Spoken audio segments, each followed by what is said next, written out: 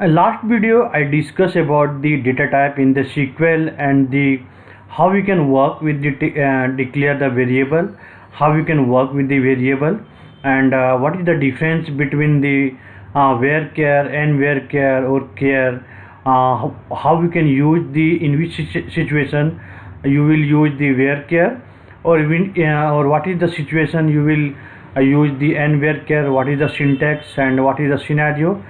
So complete detail I discuss under the video number 8. Okay, so if you not watch this video, so just I recommend that you can go before proceed the DML operation. So in this video I will discuss about the data definition language. So what is the data definition language? So I will show you the practically how we can work with the data definition language. So theoretically part I already discussed under the video number 7. So you can watch and understand what the exact data definition language. So let's jump to the SQL Server Management Studio and see what is the data definition language. Okay, so let's put this screen little bit higher so you can understand. Okay, so now data definition language we have the create, alter, drop and truncate. Okay, so create, alter, drop, truncate. So I will discuss each and every command one by one from the starting.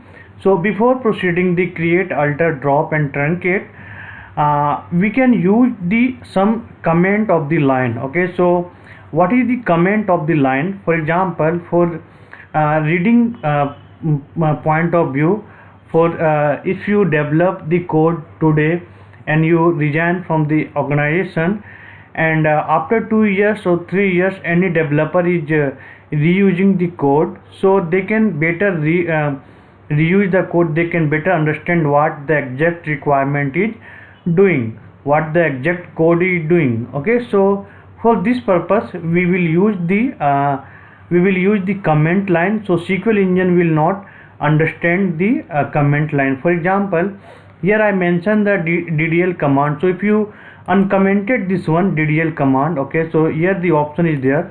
So now you can see if you put the DDL command create, alter, drop, truncate and will execute this one, and if you put this something, you can see this is the red highlighted is coming. So the SQL engine will not read if you comment the line. So shortcut key, just you can select the put the cursor on the line, and here we have the shortcut button. So just you can press it, so it commented. If you want to uncomment it, just you can uncomment it. Okay, so whatever the code the SQL engine will not read, you can comment, and once you comment it, it got green highlighted. Okay, you can also comment the multiple line, like I mentioned here today is the second session. Okay, so today is the second session, so we can comment the multiple line. Just you can put the forward slash star, and you can close with the star and the forward slash. You can also select the multiple line and you can comment the line. Okay, so this is the all about this this is the all about the comment point of view. Now we can start with the first create. Okay, so how we can work with the create command. So so the first one is the create database and database name. So here I am creating the database. Okay, so what is the syntax of the database create syntax? Okay, so just you can put the create database and database name, same like the create table name. So once you create database name, let's put the database name is the test 812. Okay, 8/12/2021. So 8/12/2021. So once you create this database, now this database got created. Okay, so you can see command completed successfully.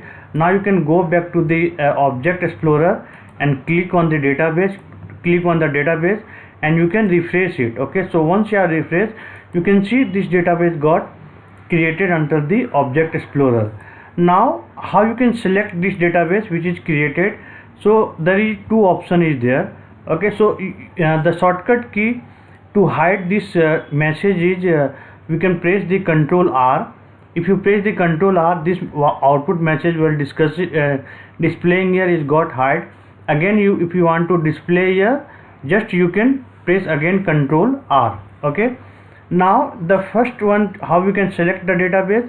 Either you can go with the select the database from here, like for example, I selected test 8. I selected 8/22 2021. Okay, so 8/12/2021. Okay, so now it's got selected here. Now if you want to select this database, okay, so if you want to select this database, so now you can see, if you put like so you can see this is one additional one is put it. So if you again you can create this database. So now you can put this database and you can press create 8/12/2021. Now you can see this database is got here selected. For example, now I selected the master database. You can also use the select use command. Okay, so just you can put these test whatever database you want to select. Okay, so just use the command and you can select it. Okay, so once you select it, now you can see database name got automatically change here. Let me show you again. Okay, so here first need to select. So now you can see this is coming in the master. Okay, so but I want to select the test 8/12/2021. so if you execute this one, now you can see this database automatically got selected. So this is the all about the creating the database. Now the second I'm going to create with the creating the table. Like for example, I want to create a table. So just you can put the create table and table name, and the within we can pass the column name, that is the student ID and the student name and the mobile number, joining date and the address. So this all the column is created. So let me little bit so you can find this table is creating based on this all this column. So if you can put the here enter, so now you can visible all the column name. So now you can see this table is creating based on this number of the column. Like create table, table name is the student name and the student ID, student name, mobile number, joining date and the address is the column, and you need to use the data type, what data type you want to use. So for the student ID I am using integer.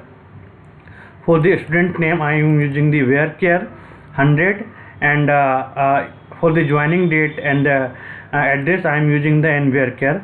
I already discussed under the last video. Okay, how we can declare the variable.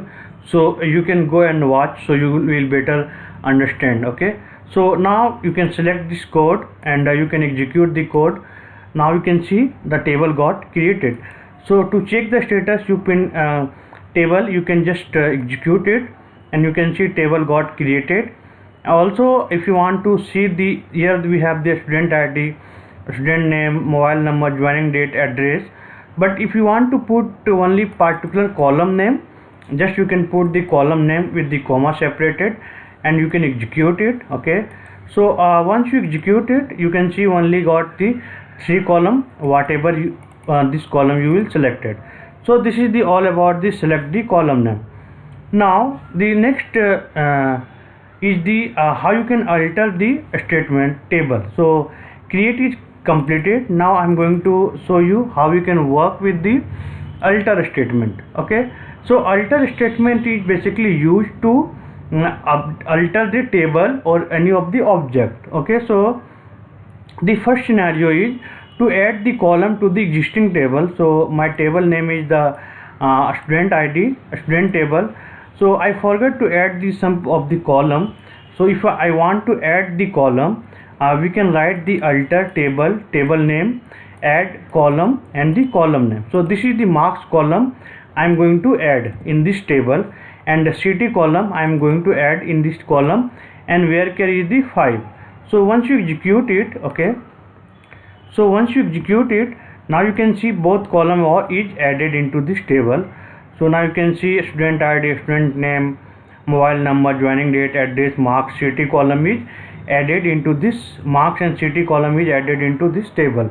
Okay, So how you can check the table structure? Just you can press the sp_help table name. So you will get the all the structure of the table, how table is created and what is the column is available and what is the data type. So we realize that CT column we put it the varchar 5, but CT might be more than 5 liter.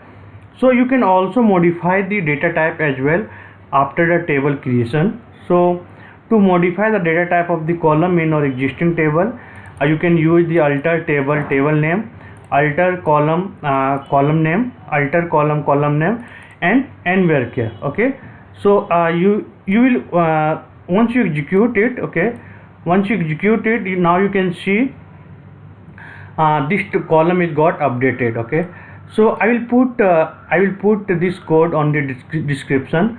So just you can copy code and you can use this code. So now you can see this got updated with the varchar 400. Okay, so if you want to remove the existing column, okay, suppose we don't require the CT column anymore, so we can use the CT alter table name drop column name. Okay, so once you execute it, now you can see the column is got dropped, CT column not available in the table, that is the student table. Okay, so now you can see table got, so column got dropped permanently.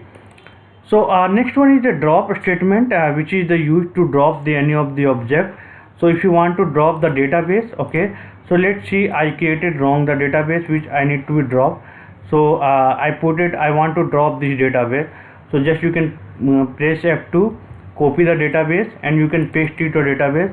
So you can put the drop database and database name. So it database got dropped. Now suppose if you want to drop the table, you can use the drop table and the table name. So table got dropped permanently from the database. Now if you try to access this table, now you can see this table will not available. Okay, so this table will not available, is showing the invalid object name. Okay, so truncate and delete I will discuss later, that is the next video. So I already dropped the table student. Let me create again this table for the just practice purpose. So now I created this table again in this code. So the next concept is how you can rename the any of these database. So rename the database, yes, you can put the old database name and new database name. Rename the table, you can use the SP rename and old table name and the new table name. Also we can put the SP rename for the updating the column name. For example, I have this table student tables, I want to update with this table to this column name, student name to the S name, something is there. Okay, so just you can put the SP_rename student new dot student name, and this is the old name, this is the new name, and by default you need to put here the column. Okay, so once you execute it, okay, so this ambiguous claim tab column is wrong. Okay, so so some column is the wrong. So here you have the table name is not renamed. So first you need to execute it SP rename, or you can put this table name, I put it the new.